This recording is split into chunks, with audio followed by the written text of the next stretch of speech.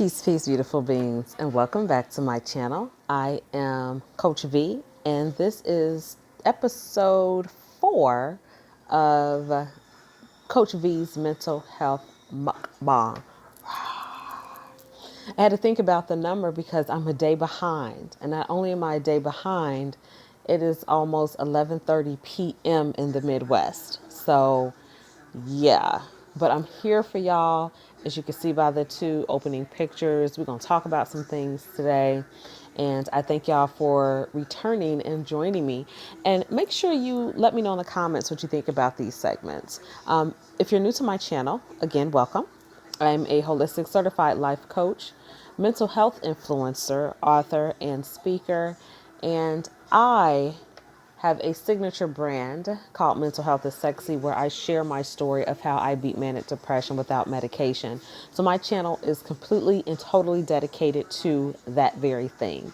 Tips and techniques on how to beat depression or just take charge of your mental health in general without medication. So the Mental Health Mukbang is a new segment where I candidly talk about mental health while I'm having a meal. So yes, it's 11:30 p.m. I'm just now eating dinner. I've been busy. Don't worry about me. And so if I have sleepy eyes, I'm pushing through. So ignore all of that. Just pay attention to the content. So as always, we're first going to talk about the meal that I'm having. And yes, don't judge my life. Penn Station!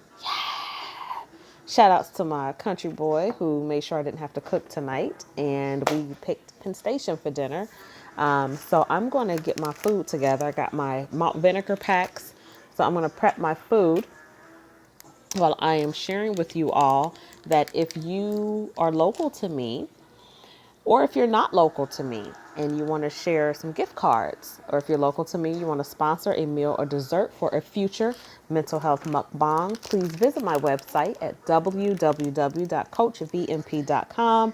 Send a message there and someone will get back with you as soon as possible to coordinate getting either gift certificates to restaurants or picking up a meal, again, if you're local to me.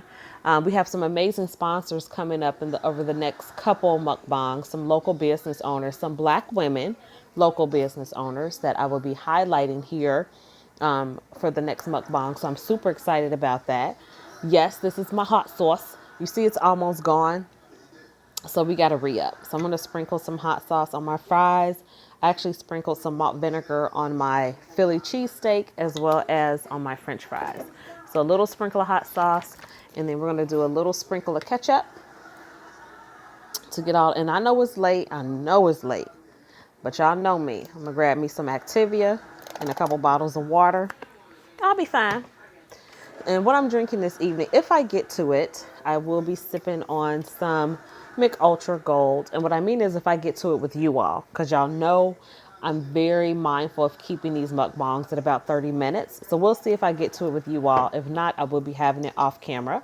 But I do have a tall glass of, I think it's Arizona green tea, diet green tea, with a little bit of crushed ice from the refrigerator. Okay? Okay. I have been waiting to have this conversation about these women. And I forgot to look the second lady's first name up.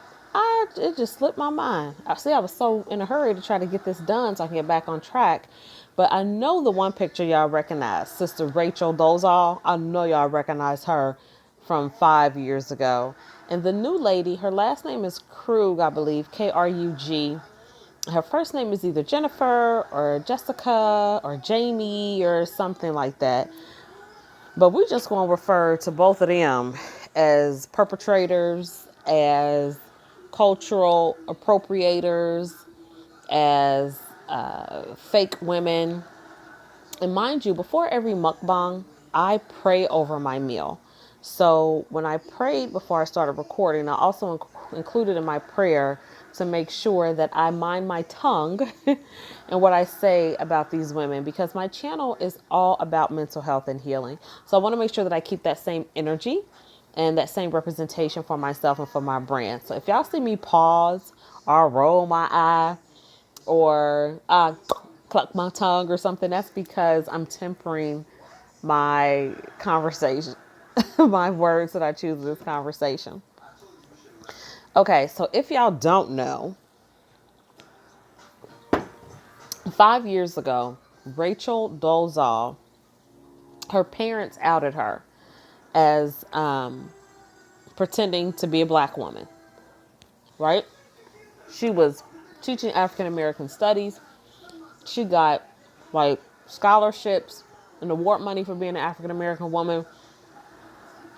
Yes, we can assume that she took those scholarships out of the hands of real African American women. She was talking black, acting black, dressing black, wearing black hairstyles. And I'm doing quotations because that's a whole nother topic about how you act black and wear black. It's a whole nother topic. But just trying to get people up to speed about who Rachel is. And so after her family told all her business and pulled pictures of her from a younger girl to really show that, hey, she's a white woman, she's perping. Now we just had, the past 30 days? The Krug lady. I'm going to call her J. Krug because I forgot to look her name up again. J. Krug been out here at a different university teaching being a professor of African American studies.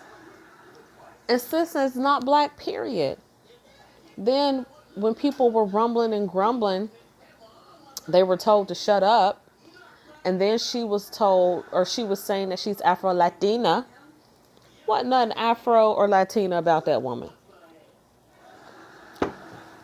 But she was out here social and cultural appropriating, receiving benefits as if she was a black woman, taking benefits and scholarships and monies and positions out of the hands of real black women. And from what I recall, she's not apologetic about it. The reason why we're talking about this today, because if you are a regular on my channel, this is going to be a reminder for you. Or if you're new to my channel, this is going to be new information for you.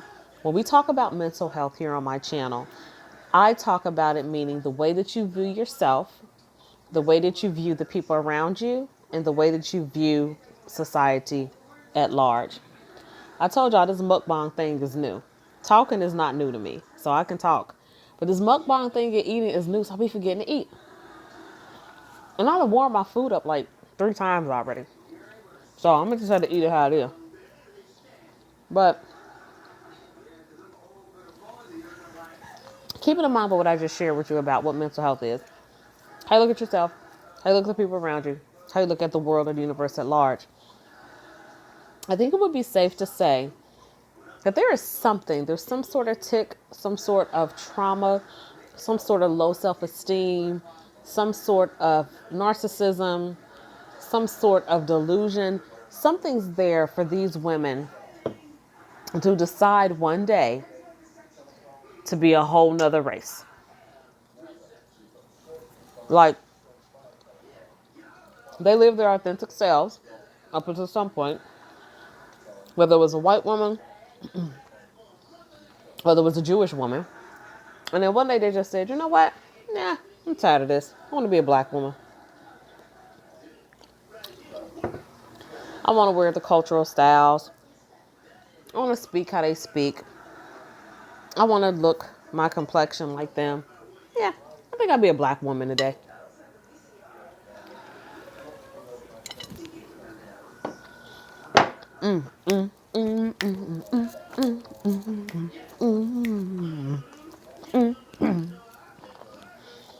That malt vinegar hits you right here in your throat. Okay. So,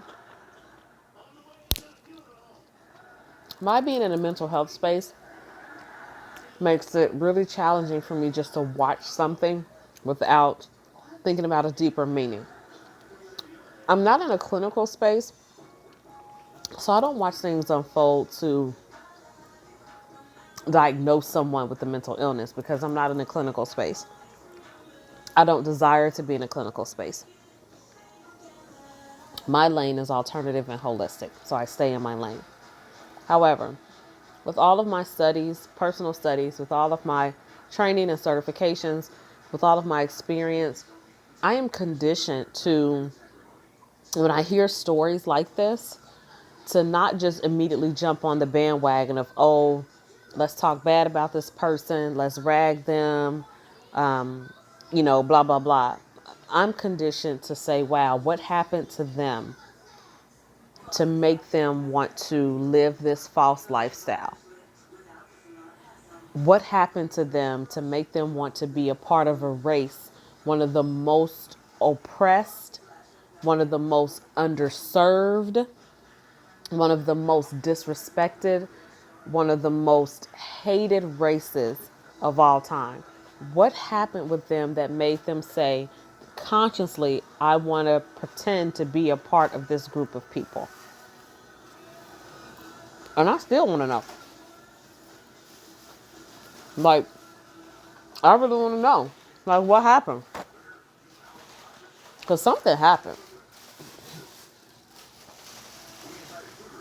And when people create delusions of grandeur, to the extent that these women did, I think the one lady even adopted black children and passed them off as her biological children to further substantiate her story of being a black woman. Like, who does that? No normal person does that. It's one thing to appreciate a culture, to appreciate the hairstyles, the food, the clothing, the jargon, the music, the dancing. It's one thing to appreciate a culture, but it's another thing to appropriate that culture as if it's your own, as if you're the originator, and not give credit where it's due. Something happened.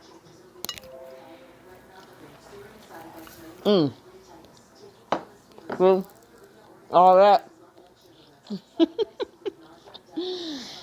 I'm trying, y'all, this mukbang, and I know y'all hear all the crunching and the chewing.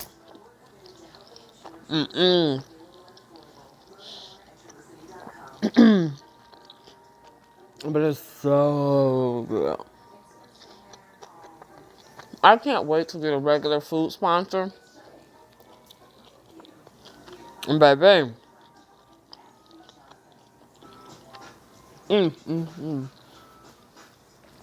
something happened with these ladies.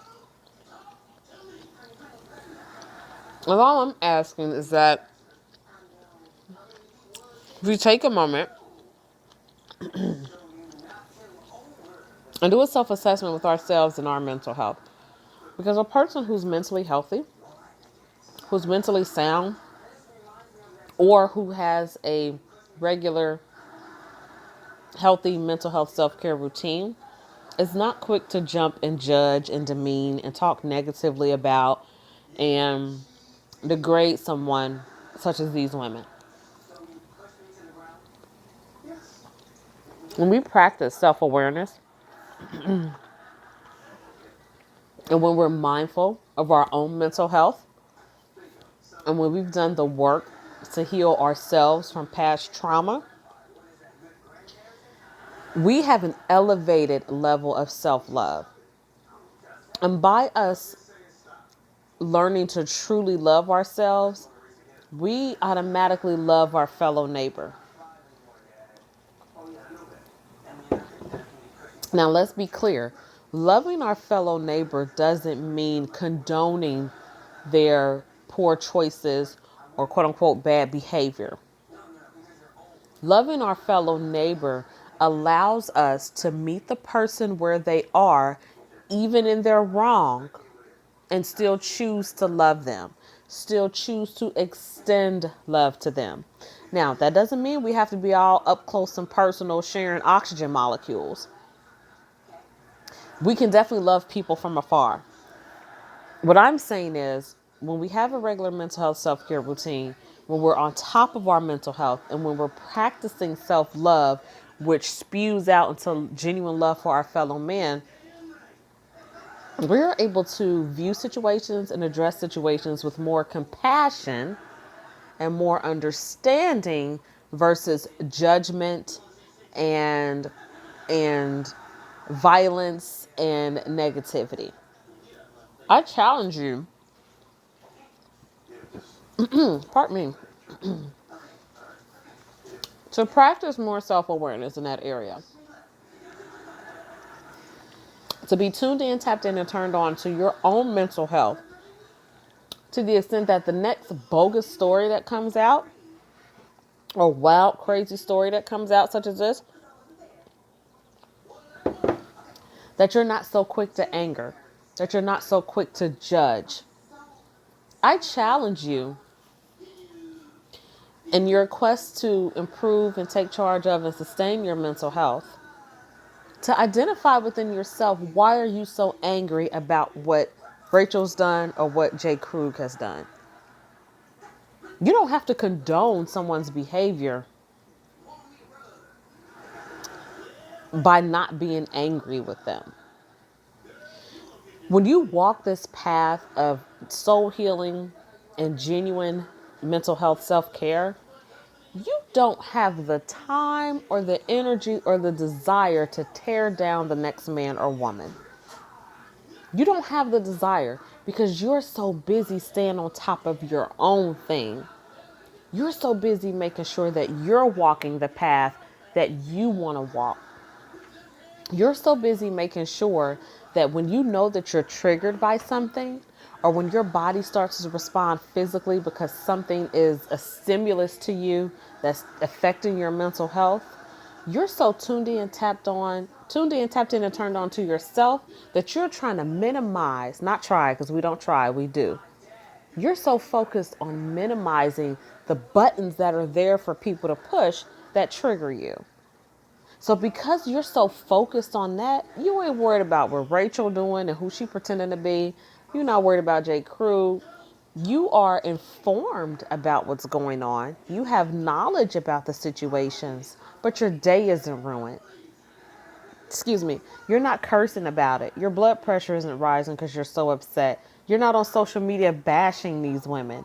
You're really coming from a space of, wow, that's interesting. Why would they do that? Peace and blessings be upon them, and you keep it pushing.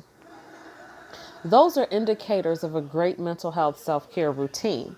And so I challenge you that if a story like this really got your blood boiling and made you really feel some type of way, I challenge you to dig deep and identify within yourself what's going on with you mentally, emotionally, physically, financially, spiritually, family-wise, romantically. What's going on with you that you have chosen to be so bothered by what these women, or anybody for that matter, is doing in their particular lives?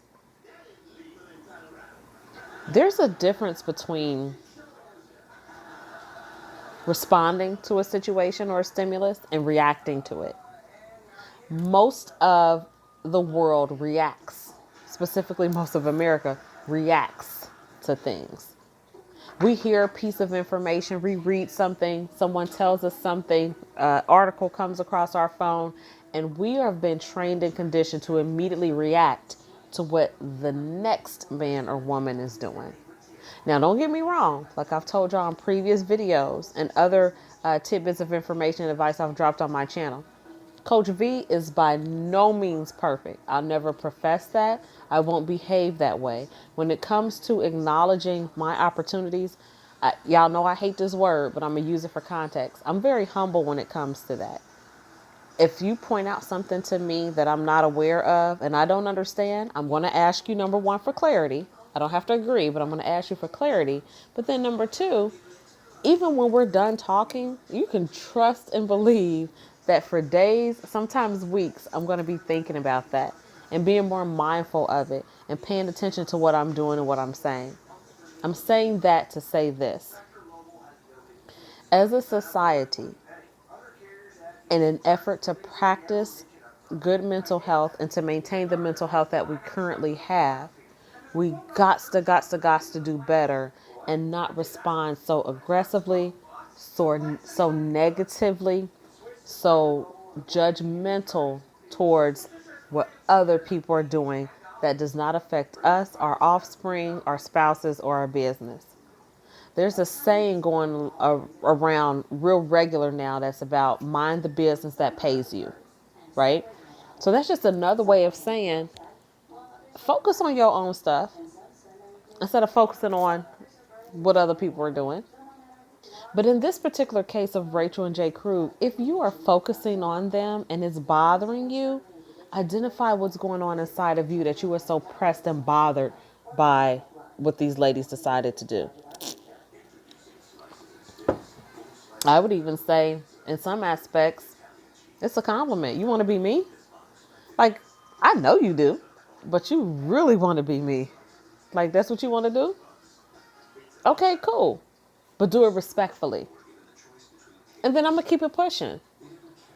But if I see or hear stories about, traumatic stories about why they no longer want to be white women, or traumatic stories about, I wanted to portray to be a black woman because I want to see the struggle. I want to be able to fight from the inside. I might side eye you. But however, at the same time, I may have some level of appreciation if that's authentically what you're doing. Because if you can use your privilege after you've gained your data, and you can use your privilege to help advance women who truly look like me, you're an ally. But if you're doing it to appropriate, to be funny, to be disrespectful, to be malicious, a couple things I've read was some people said, especially about J. Crew, that as a white woman, she was basic and had, no aspirations, no goals, no future because she was quote unquote basic. But as a black woman, she was somebody and carried the black privilege or the black benefit that comes with being a black woman. Let me know what y'all think about that in the comments. I thought it was an interesting perspective on the situation, and I can understand why that person commented that way or felt that way. Because there are advantages with being a strong black woman, with being a successful black woman, an educated black woman. There's plenty of advantages with that, or benefits, or some people may even call it privileges. But to fake the funk and take those same opportunities, benefits, and privileges from a genuine black woman, there's something there regarding the mental health. Now, as a reminder, when I talk about mental health, that doesn't mean that a person has been diagnosed with a mental illness, right? That's not what we're talking about here.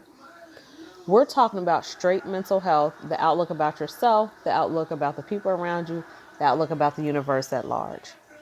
So something has happened to skew or to taint the outlook that she has about herself.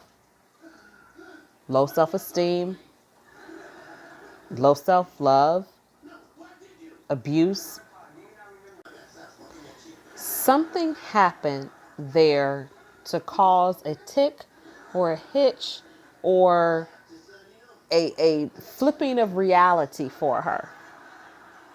So to both of these sisters, I send them peace and love and blessings and clarity and healing most of all. And to those of us who have been so bothered by this situation, who've been so bothered and agitated by something that someone else is doing, I send you that same energy. And I send you the strength to dig down deep and find out, what is it about me that I'm so pressed about this situation? There's other ways to use that energy and to fight for what's right or fight for justice or to bring attention to something that may not sit so well in society without getting yourself so bent out of shape. That's all I'm saying.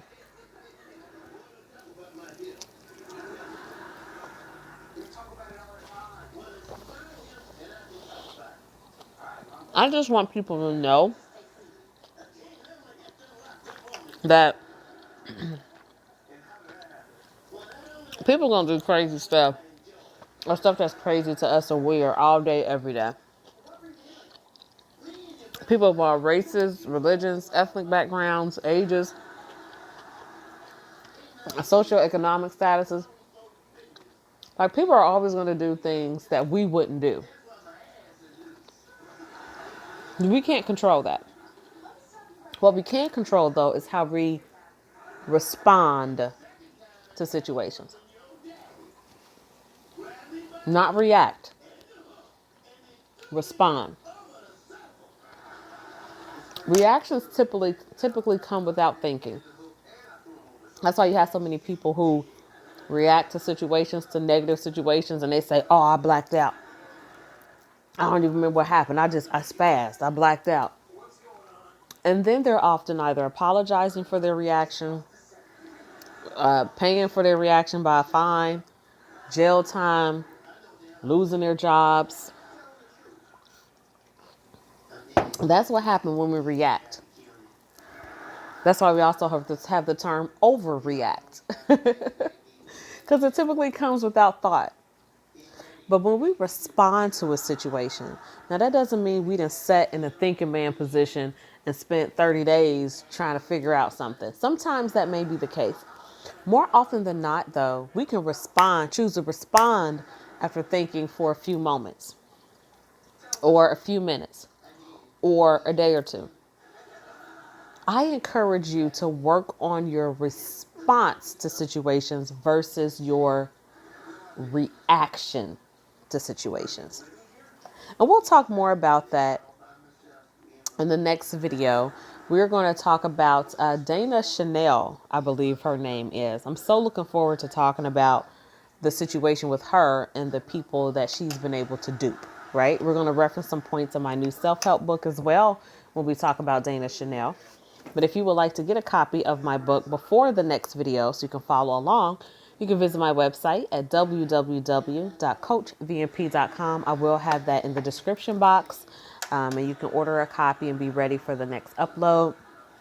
If you haven't already, please give this video a thumbs up and make sure you subscribe to this video and click the notification bell so that you know when I upload new content. Please, please, please help us grow the channel by sharing this information with you. Okay, so like I was saying, excuse me, if you haven't already, please like this video, subscribe to this channel, and make sure you click the notification bell so that you're one of the first persons to be notified when I upload new content. Please make sure you comment below and share this video with anyone who you think could benefit from the content. Thank you so much for stopping by. I am Coach Vee,